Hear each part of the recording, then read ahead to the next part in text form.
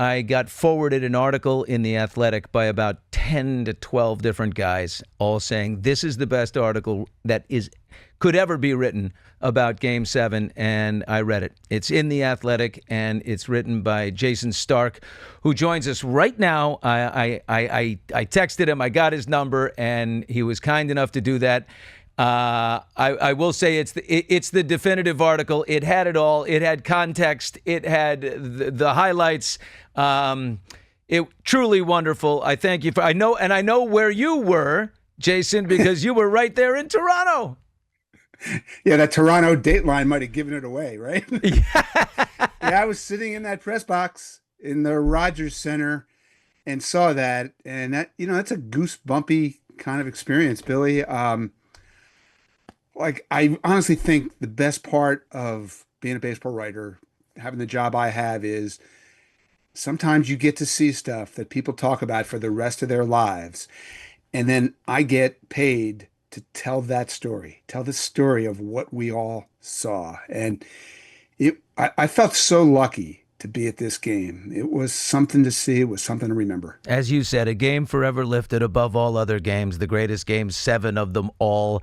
The winning team never led until the 11th inning, which was crazy. A historic tying home run in the 9th, the winning home run in the 11th. We had benches and dugouts cleared in the 4th when Justin Robleski hit Andres Jimenez with a pitch. 7 starting pitchers took to the mound. It's almost like, I like to think of the 4 Dodgers pitchers, and I think of like they're the boy band in sync, and they all go on to successful music, solo careers, or I guess they have their solo careers and then they come together for perfect harmony, and somehow the Dodgers pull it out. Of course, Yoshinobu Yamamoto struck out 8 batters in relief. Was it 8 batters? I think it was. It was he threw 34 pitches when he came in the 9th.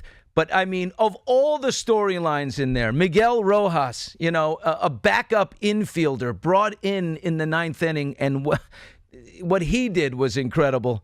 Where do you go as far as, like, the top 5 crazy moments? All right, well, let me just frame that question this way.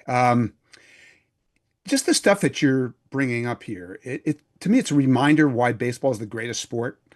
What in basketball is the equivalent of Miguel Rojas, of all people, hitting that home run in the 9th inning to tie that game? Is that like Kayvon Looney drilling a game-tying three-pointer for the Warriors at the buzzer? I mean, that would never happen in that sport.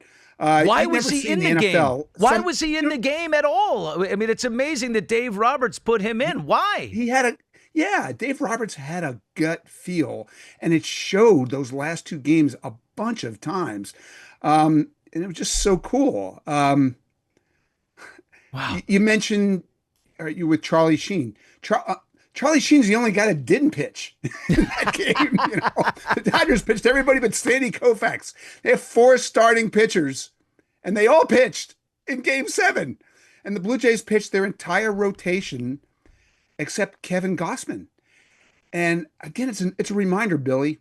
Game 7 in our sport, in baseball, is unlike any Game 7 in any other sport. Stuff happens in those games that is so far outside any box that you could draw up or think up. It's why it's so great. If you're not like a baseball diehard, Miguel Rojas, who hadn't started a game in 3 weeks before the night before on Friday night, he sticks this guy in who's a total journeyman. He's the only player ever, and I learned this thanks to you and your article, to hit a game-tying home run in the 9th inning of a Game 7 ever in the history of baseball. I can't believe that. Can you believe that? I couldn't believe it. And stuff happens sometimes in baseball, and it's I'm so happy for him. I'm the guy who's always, anytime anything weird happens, people think of me and they say, "This is your kind of game. This is your kind of story. You would know this." But that one absolutely shocked me, that no one had ever tied a game in the 9th inning of Game 7 of a World Series with a homer. And how until about the that fact? guy did it. And then he said on the broadcast, if you're watching, that he hadn't hit a homer off a right-handed pitcher all year. So I went and looked just to make sure he was right about that, and he was wrong because he had hit one, except he hit it off a guy who was a catcher, and he was only in the game pitching because his team was down by 10 runs. That was the only home run he hit against a right-handed pitcher the entire season. And then he hit that homer in that spot against a closer who'd given up 5 hits in 5 weeks in the postseason. It's amazing. You can't make this stuff up. And let's not forget Miguel Rojas is also the guy that threw out the run at home plate that would have sent the series the other way. He did an incredibly athletic play. I had such an angle on it that it was incredible how he was able to field it, twist, turn, stay on balance, and make such a perfect throw. And the context of all the stuff that was roaring at us. So we had a game-tying homer, one out in the ninth. We had a go-ahead homer in the 11th. Neither of those things had ever happened, and then they both happened. And then you start to think about everything that happened in between, where we had that play, and then the Blue Jays also, or then the Dodgers also have a guy thrown out at the plate. Mookie gets thrown out. The next inning, we have this wild catch by Andy Pages. Talk about Dave Roberts' moves. In the middle of an inning, all of a sudden, Andy Pages goes trotting out to center field. The inning has started, and now this Dave Roberts just has this gust feel he needs to get a better defender in center field. Out goes Andy Pages. And 10 seconds later, there's a ball hit, and Andy Pages doesn't just run down, he just blows right through the left fielder, Kike Hernandez, who looks like he's dead. Lays him out completely flat on his back. He killed him and crushed him to grab that ball, grab the ball. I mean, Kike was lying there like he was not going to get up. He got hit so hard. Pages catches the ball, and there are 2 outs, and the bases are loaded, and it looked like it was actually going to be a home run. And this guy makes the save of all saves. I mean, add that to the crazy list, and we're probably not even halfway through. Exactly. And you haven't even mentioned the name of Yoshinobu Yamamoto yet. I was at the 2001 Game 7, the Luis Gonzalez game, and I still remember what it felt like to watch Randy Johnson jogging in from the bullpen in the ninth inning of that game after pitching the day before. And then it happened again. I never thought I'd see it again in my life. And then here comes Yamamoto. But Randy only got 3 outs. This guy got 8 outs. And as Freddie Freeman pointed out afterwards, he got the most outs in that game of anyone on the team. And he started the day before. That's impossible. He threw 96 pitches the day before on Friday night to win. And then he threw 34 pitches coming in relief, pitching 2 2/3 innings, which is just astounding. I wonder how this guy is so good. And then I watched that video of how he works out. He never hits the weights. He never hits the gym. It's all, throwing javelins, and he does all of his whatever those moves are that were, they're rooted in judo, but his floor exercises. I mean, this guy, he's the best pitcher in baseball, isn't he, Yamamoto? Here it is. We're watching it. Look at this guy. Holy mackerel. He's a javelin thrower. Forget the weights.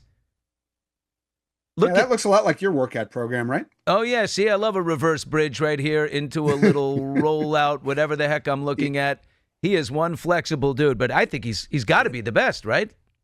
So, Paul Skeens certainly has an argument. Tarek Skubal certainly has an argument. They're going to win the Cy Young, those 2 guys. But somebody made the point to me during the World Series, and every time I watch him from now on, I'll think about it.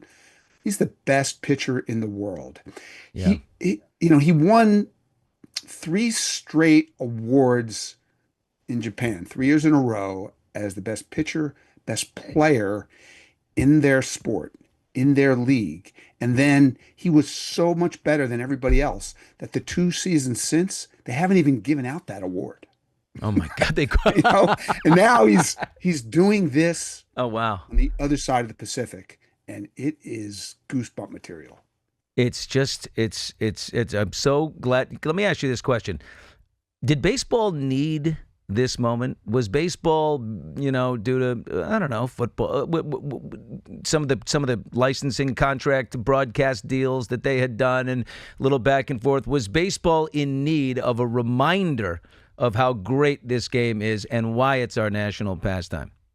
Well, there's some people who need a reminder. Yeah. There's some casual fans who think football and basketball are where it's at, and baseball's dying. And this is a reminder of just the beauty of baseball, what makes it sports. Um, the Super Bowl's one day. It's a party. Yeah. It's a great event, but it's one evening. And then the NBA finals, they go on for weeks. Yeah. 6 off days between every game, whatever it is.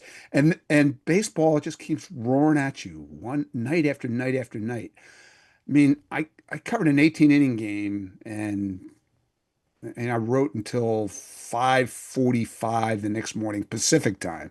Then I wound up covering this extra inning game. I sent the last hunk of my story in at 7:15 a.m. in the East Standard Time. Yeah. Um, that is crazy to do that, but these games are so interesting and they give us so much to write about that it's worth it. My wife was saying to me, like, what are you doing? And I said, outside of the sleep deprivation, it's fun. I'm having fun at just work, fun honey. to tell the stories. I'm having fun at work. Oh my God! Listen, I got a new nickname for you. Your nickname is the paywall. You're the reason why, if you're subscribing to The Athletic, that's the reason you pay. This was one of the great articles, one of the great synopses, one of the the definitive article on maybe the greatest game that I've definitely ever seen. Game 7 of the World Series 2025, back-to-back for the Dodgers. And Jayson Stark, I thank you so much for putting that together. Check out The Athletic, and you can read it for yourself. But it's got everything. The only thing I feel badly about now for you is going forward. I don't know how you top that or what you're going to witness that's going to top that, but maybe it'll be something. Anyway, Jayson, thank you. Bill, you're very kind. I enjoyed talking to you. Thank you so much for having me. All right, we'll stay in touch. Wow, what an article. It's just terrific. And what a moment. Where were you? Love to know where you were. Let us know in the comment section.